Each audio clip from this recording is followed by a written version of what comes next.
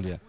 Francisco es un escritor muy, pero muy interesante, y va a publicar una novela, otra novela más, dentro de poquito, y bueno, nos dio esta nota de adelanto. Y cuando yo decía que hay ciertos seres que viven como piensan y que se arriesgan, es porque, bueno, Francisco se fue a vivir a Córdoba, a un lugar muy particular, muy hermoso por lo que vi, y su literatura a mí me fascina justamente por esta idea del respaldo de su vida y de su obra.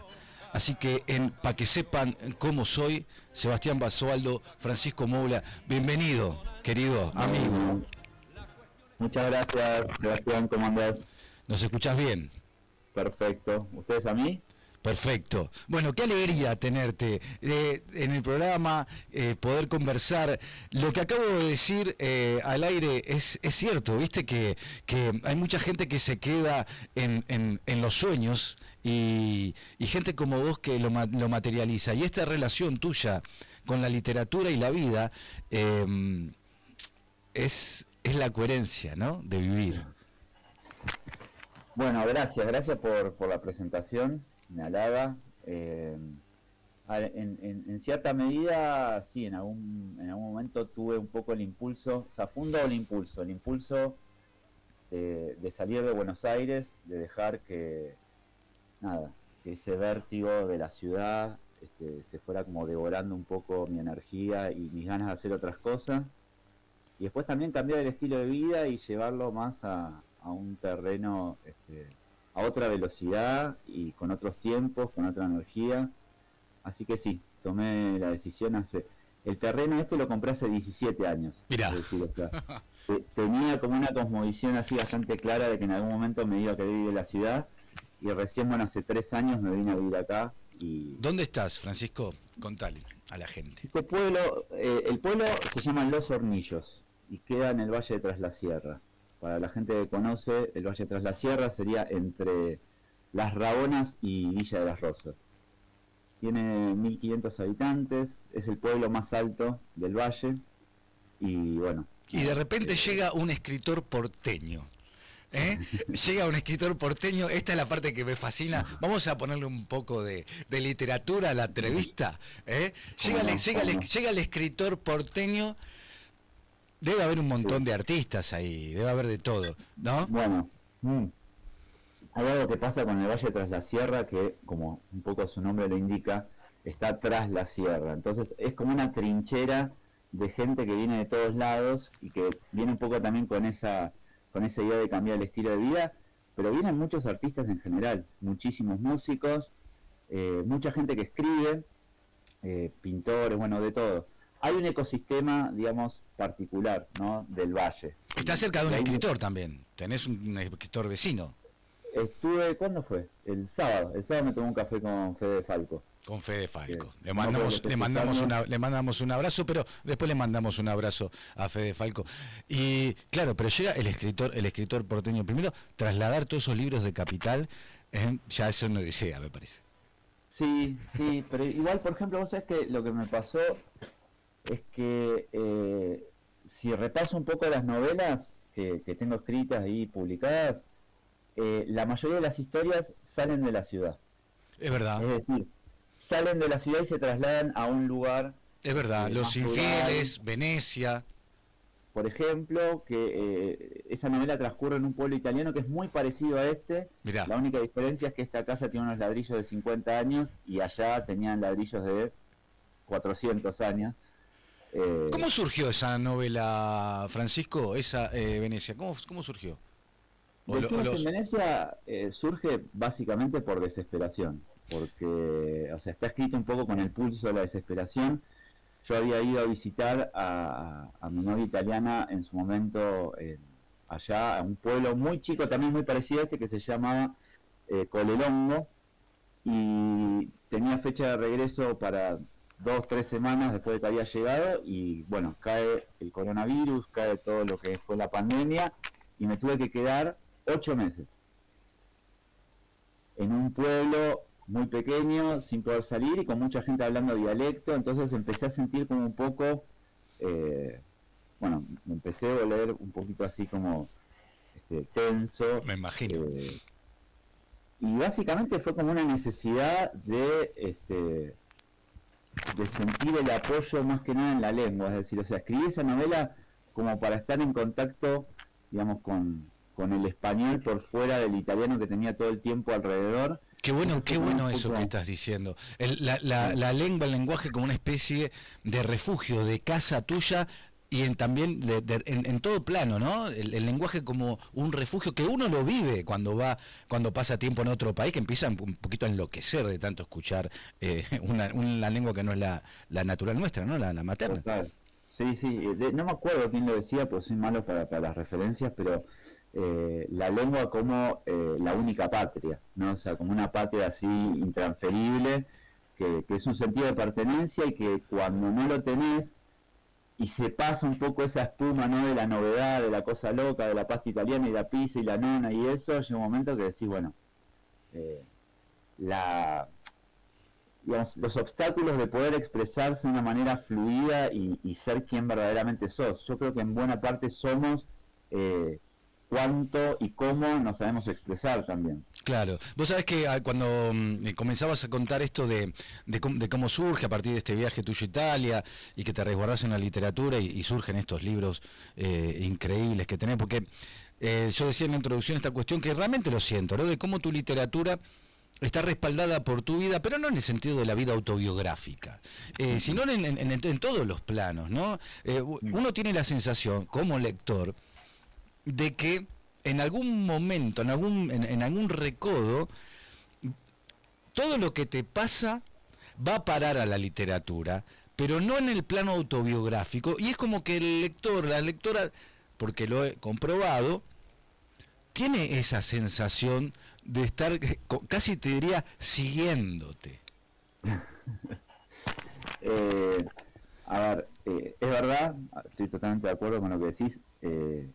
Mucho de lo que escribo en realidad tiene un apoyo, usa lo biográfico como una plataforma de construcción, pero para mí la literatura tiene una fuerte impronta de ficción, es decir, la ficción es una potencialidad que cualquier elemento biográfico no podría permitirse de desconocer o de obviar. Entonces, obviamente que hay cosas que te van pasando que tienen una fibra sensible que vos le ves potencial de literatura, pero si vos no lo llevás a las máximas posibilidades que te da la ficción, y en algún punto, o sea, no, la biografía por sí misma me parece que no convoca. No sé. No. ¿Y qué te pasa con los contextos? Porque has vivido en todas partes. Sos un nómade, ¿eh? Andás por todos lados, por todos los países, por todas las ciudades, lugares recónditos. ¿Y es importante para vos el contexto en donde vos te encuentres?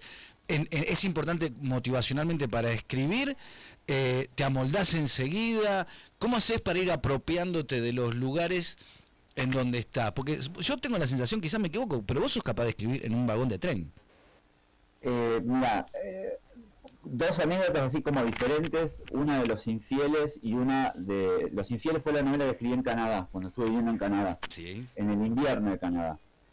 Y la verdad que necesito, digamos, el paisaje ritual asegurado, que sea una mesa, que sea un mate, que sea una copa de vino, que sea todo eso. Pero bueno, obviamente, por ejemplo, cuando estaba viviendo en Italia, había mucha gente. Yo estaba atrapado en una casa con muchísima gente. Pero entonces, pará. Me acaba de decir que escribiste en Canadá y me lo querés contar como si yo te dije, sí, estuve escribiendo en la Paternal, en el barrio de la Paternal. ¿Cómo es eso de escribir en Canadá? ¿Cómo? A ver, contame un poquito. Primero una aclaración. Los diferentes lugares por los que pasé no tienen nada que ver con un espíritu de bon vivant ni nada. Fui rebotando de casualidad por diferentes lugares. Y en buena medida haciendo cosas para sobrevivir y después llegar y poder escribir. En Canadá, por ejemplo, o sea, trabajé en un restaurante haciendo hamburguesas en una especie de bar deportivo en el que caían todos los barra bravas de los Ottawa Senators, que eran los de hockey sobre hielo, una cosa así como pintoresca. Y volvía de ahí, muchas veces volvía caminando, menos 40 grados, obviamente preparado con todo, digamos, la ropa, 3 pantalones, campera, todo. Llegaba, me ponía a escribir y, bueno, a mí cada tanto me gusta fumar un cigarrillo mientras escribo y no se puede fumar adentro en Canadá porque tiene detectores de humo por todos lados. Entonces tenía que ponerme otra vez los 2 pantalones, ponerme la campera, ponerme el gorro, salir, dar 2 pitadas, apagar el cigarrillo y decir, dejé de fumar. En este mismo instante dejé de fumar.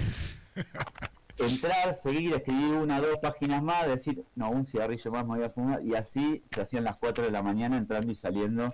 Qué genial, qué genialidad. Lo que te permitía un ritmo de escritura, ¿eh? Total. Sí. Un ritmo por un lado, el ritmo de escritura, y bueno, y dejar y dejar el vicio.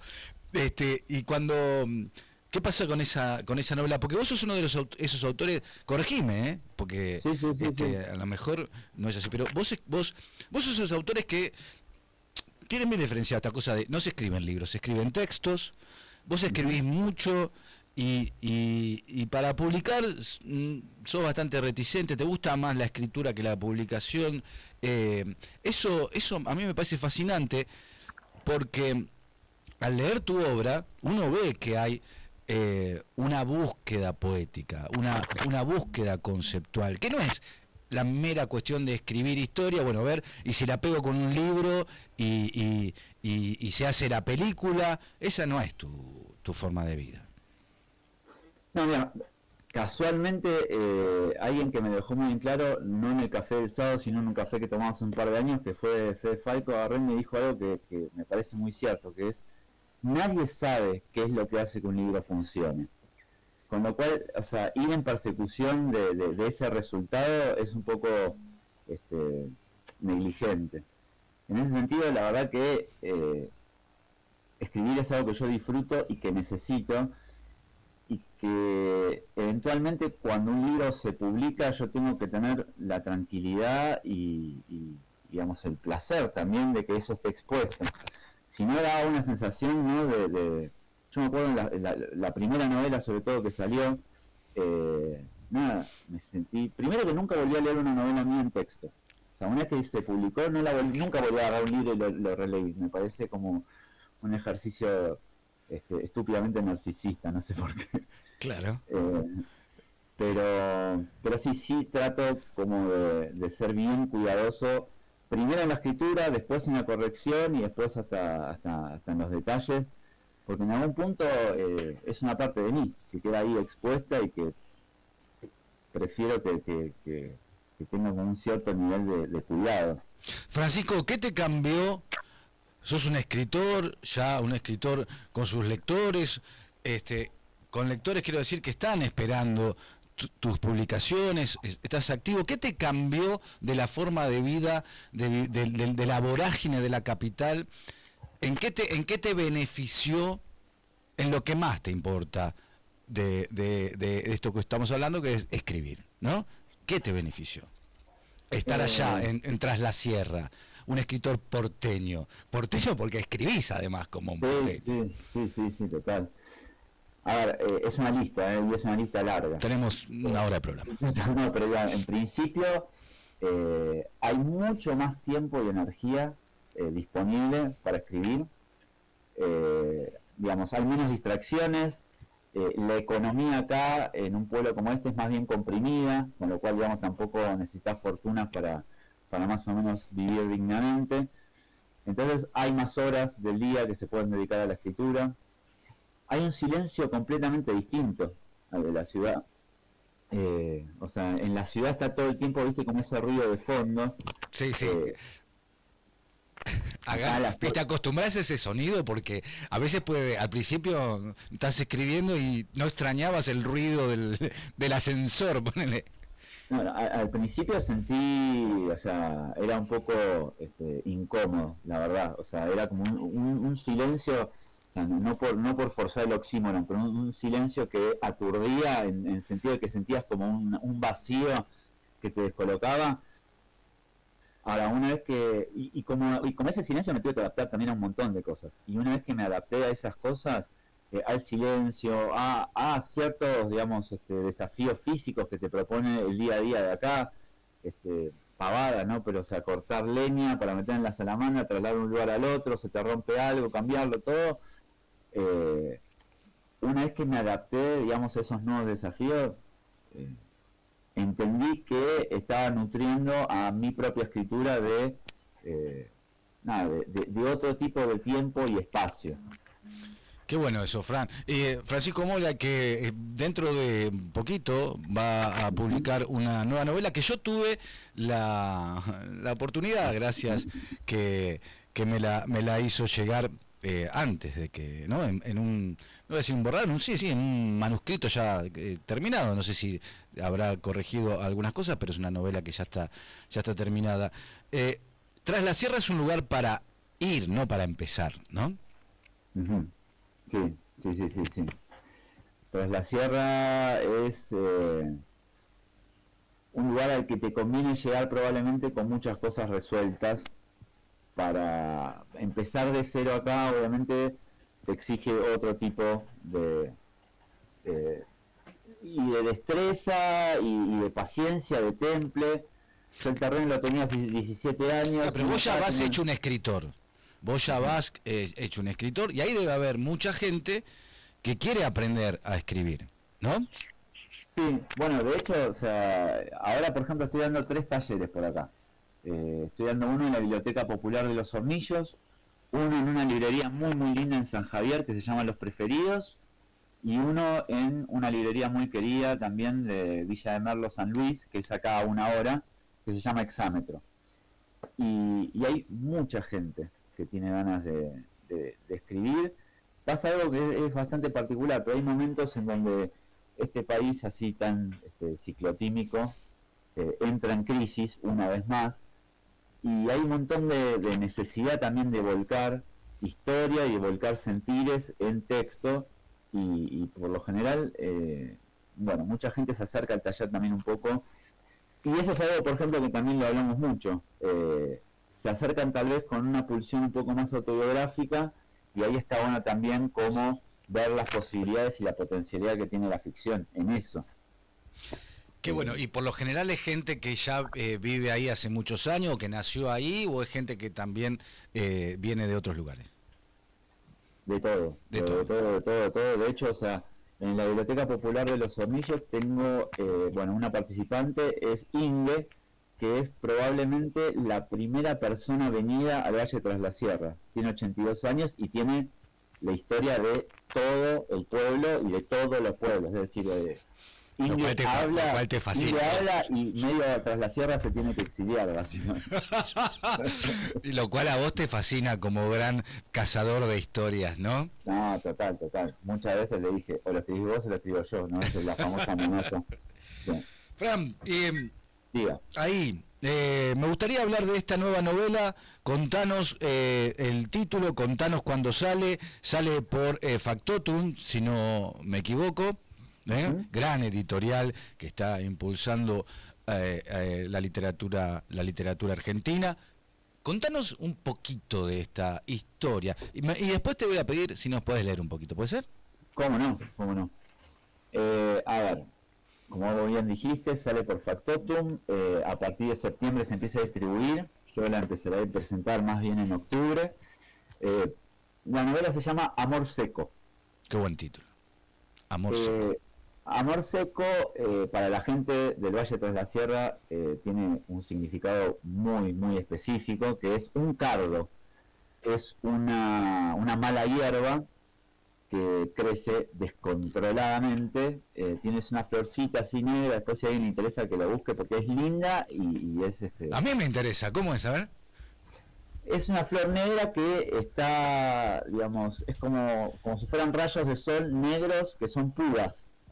Entonces vos pasás cerca y se te adhieren a la piel, se te adhieren a la ropa, pero si entras en un campo lleno de amor seco se dice hecho un puercoespín, como me pasó a mí el otro día. ¿Y lastima como el amor?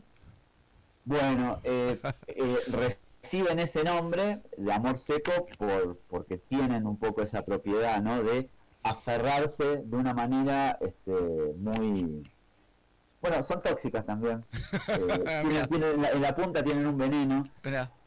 y es algo muy particular, que es que cuando te las querés sacar te lastima las manos. Te deja Eh, cicatrices, te deja Te deja marcas. cicatrices, te Como el amor. deja inflamación. No, ahora no está bien la cámara, si no mostraría una que me quedó acá en la mano. Eh, bueno, y la cuestión es que la novela tiene una historia principal, que es el de un narrador en primera persona que está buscando la forma de terminar de separarse con una novia de 6 años, y ella en un momento colapsa y empieza a tener problemas fulminantes de Ujú. consumo de droga. Ajá. Entonces hay una tensión permanente entre el narrador queriendo tratar de cuidarla, Ujú. al mismo tiempo no seguir tan lastimado, al mismo tiempo cerrar una relación de 6 años, y el personaje de ella, de Gemma, bueno, un poco también sin poder controlar ni siquiera, digamos, un cierre más o menos amoroso. ¿Sabés que me gustó un montón de cosas? No las hemos conversado porque quería darle algo de frescura así conversando nosotros acá. Pero, a ver, el tema del consumo, este consumo problemático, ¿no? Ahora ya te tiro al campo de las reflexiones como artista, como escritor, como un hombre que ha escrito varios libros y que ahora está viviendo en Tras la Sierra, y que imagino, como diría Nietzsche, que los cambios de perspectiva de lugares también hacen que uno piense de otra forma. Me gusta porque no hay un tratamiento romántico del consumo problemático de drogas en la novela.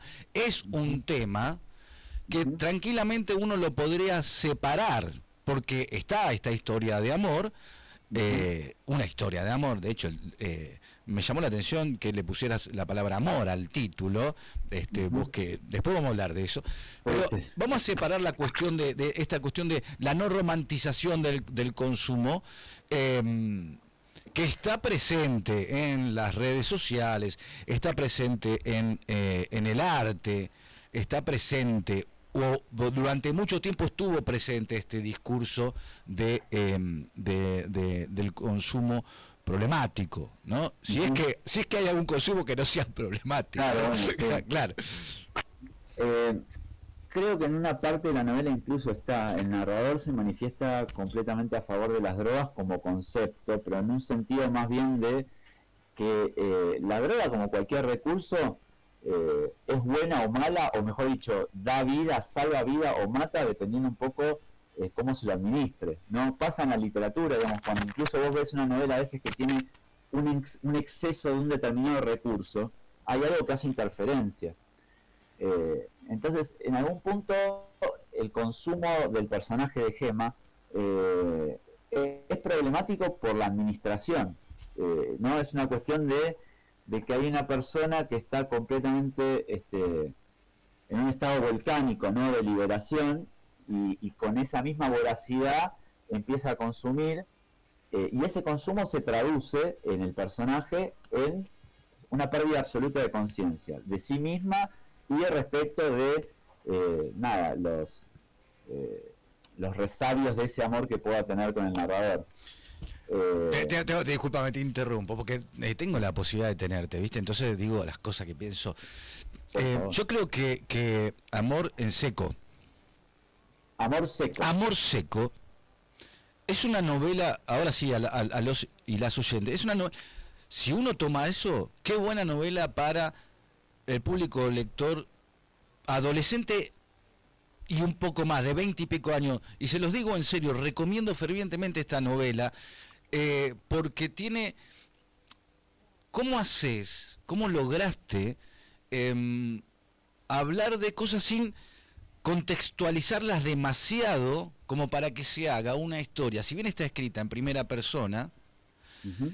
eh, por momentos es muy conceptual la novela, y eso hace que se puede, y lo digo en serio, porque en una sociedad donde la literatura pareciera que no le mueve la aguja a nadie, esta novela es muy importante para ver qué pasa con los consumos problemáticos, para ver qué pasa con los vínculos, para ver qué pasa con alguien que ama y está viendo destruirse a otro y no puede, y siente la impotencia, ¿no?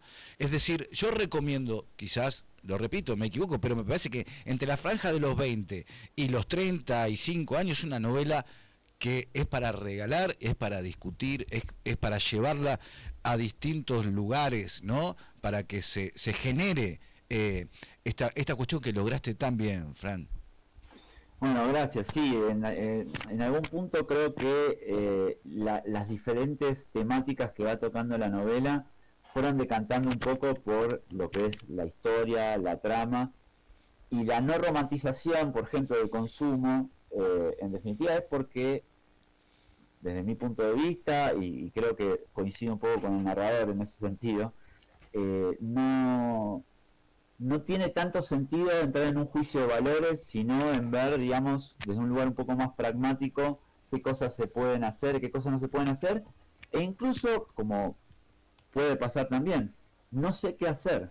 O sea, ¿no? En el reconocimiento de una debilidad o de una limitación, también ahí hay algo útil como para incorporar en la ecuación y, bueno, ser... ser honesto con uno mismo, con la otra persona y entender que, bueno, la historia avanza, la trama se va desarrollando independientemente de las buenas o las malas intenciones de las personas o de los personajes. Sí, pasan cosas desopilantes en la novela, los problemas que lo mete esta chica y otros amigotes que se ven involucrados en actos delictivos, que después se ve que tiene un dios aparte y el narrador va zafando, pero claro, se le va, el amor lo va arrinconando, ¿no? Pero hay algo que me gustó mucho, que creo que también tiene que ver con tu forma de ver el mundo, con tu forma de ser, ¿no? La sensibilidad que tenés, que tenés vos como ser humano. El narrador todo el tiempo se posterga a sí mismo. Casi no sabemos nada de él. Él está a través de ella. Es como si fuera una pausa en el tiempo de su vida, ese amor. Él está absolutamente postergado. Sí. Bueno, ahí, ¿eso lo hiciste ejemplo, a propósito? Sí, sí, porque incluso después eso también me tocó hablarlo con la editora de Factotum, que lo estuvimos hablando un poco. Hay algo que quise reflejar en ese estado del narrador, que es aturdimiento. Como un profundo aturdimiento y esa falta de respuesta, de no saber bien qué hacer, es un poco quedarse parado en el lugar y que venga la realidad y te atropelle. En todo caso, sí hay otras instancias en donde se puede saber un poco más del narrador, que son esos contrapuntos de cuando él ya está viviendo en la montaña, en donde en retrospectiva y ahora sí desde un lugar más más sereno puede mirar para atrás y decir, ah, bueno, pero mirar para atrás también implica distraerse un poco del cotidiano, de lo que está pasando, y ahí también entra otro problema para él, porque es, no puedo quedar demasiado atado a esa historia de amor trunca y a cómo explotó todo, porque acá en la vida en el valle me está exigiendo un nivel de energía, un cuerpo, un nivel de atención que si me duermo, digamos, en los laureles de la nostalgia y de la depresión, no duro 2 minutos. Vos sabés que es una novela que va creciendo en la mente del lector cuando ya la terminaste de leer. Sigue trabajando la novela. Pero además, quiero aclarar para nuestras queridas y queridos oyentes, es un homenaje al amor. Es un homenaje al amor. Claro, lo que pasa es que uno cuando la empieza a leer dice, estos son Sid y Nancy. Son Sid y Nancy, Sid Vicious, y dices, bueno, y esto termina mal. Pero de repente te empezás a dar cuenta que el amor no siempre pasa por los mismos carriles que uno está acostumbrado a vivir, o acostumbrado a ver vivir en la ficción, ¿no? Que después uno repite en su vida. Uh-huh. Sí, en ese sentido estoy de acuerdo en que es un homenaje a ese amor, ¿no? O sea, está bueno también pensar como que la palabra amor, ¿no? Con todo el desafío que implica meter a presión un montón de sensaciones personales en una palabra, bueno, es un homenaje a ese amor y en ese sentido es un homenaje a un amor real, ¿no? O sea, incluso la ficcionalización de parte de ese amor para mí lo volvió más real en el sentido de que lo volvió eterno, ¿no? Si querés, ¿no? Es algo que está ahí escrito ya y que tendrá como su línea de continuidad para donde sea que vaya. Qué lindo eso. Esa cuestión del amor. Pues, mientras estabas escribiendo la novela, imagino que no sé, viste, como preguntarle a un escritor cómo inventa sus personajes es ponerle en una situación bastante incómoda, porque ¿qué va a decir? Me parece que el personaje femenino tiene de muchas personas, pero también tiene de vos. El narrador no necesariamente sos vos, también está lleno de otras personas, ¿no? Pero el concepto del amor, lo vivencial, las reflexiones que tiene este narrador, este muchacho, cuando todo se le está derrumbando y su preocupación es pagar el alquiler y escribir y que ella no se muera.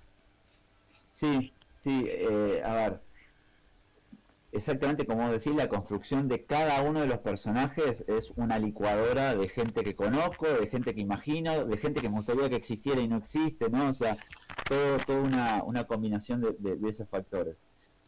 Después también está, no me supuso un desafío, pero sí algo que intenté trabajar a conciencia, fue como que tradicionalmente, en una época que, digamos, por suerte ya amortiguó mucho su capacidad de daño, que era una época de una lógica patriarcal así muy fuerte, normalmente estos dos personajes estaban invertidos en términos de género, ¿no? Por lo general era el hombre el que hacía cualquiera y la mujer la que estaba todo el tiempo conteniendo para que el tipo más o menos no desbarrancara por completo. Entonces, bueno, un poco la historia me presentó también, no sé si el desafío, pero sí el gusto, ¿no? El placer de ir viendo cómo podía construir también un personaje, un narrador heterosexual, masculino, en ese estado, ¿no? de una vulnerabilidad que a mí me tocó vivir. Entonces, en ese sentido sí puedo decir, mira, hay algo que tiene que ver conmigo. Y del otro lado lo mismo. Qué fascinante. Estamos en Pa' que sepan cómo soy con Francisco Moglia, gran escritor, que nos está contando la novela que va a salir dentro de muy poquito tiempo, que va a estar en todas las librerías iba a decir, por Factotum.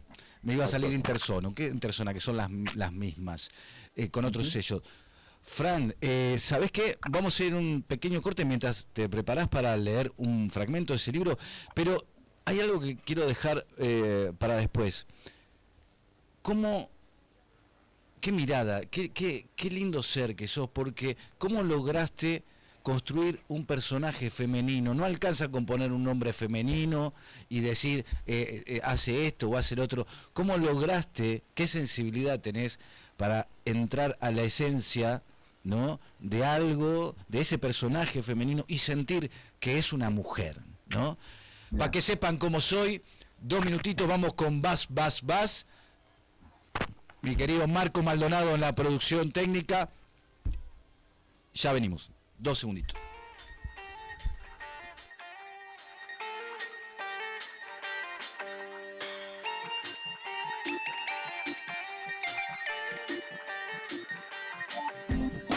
El universo te llama a despertar y tú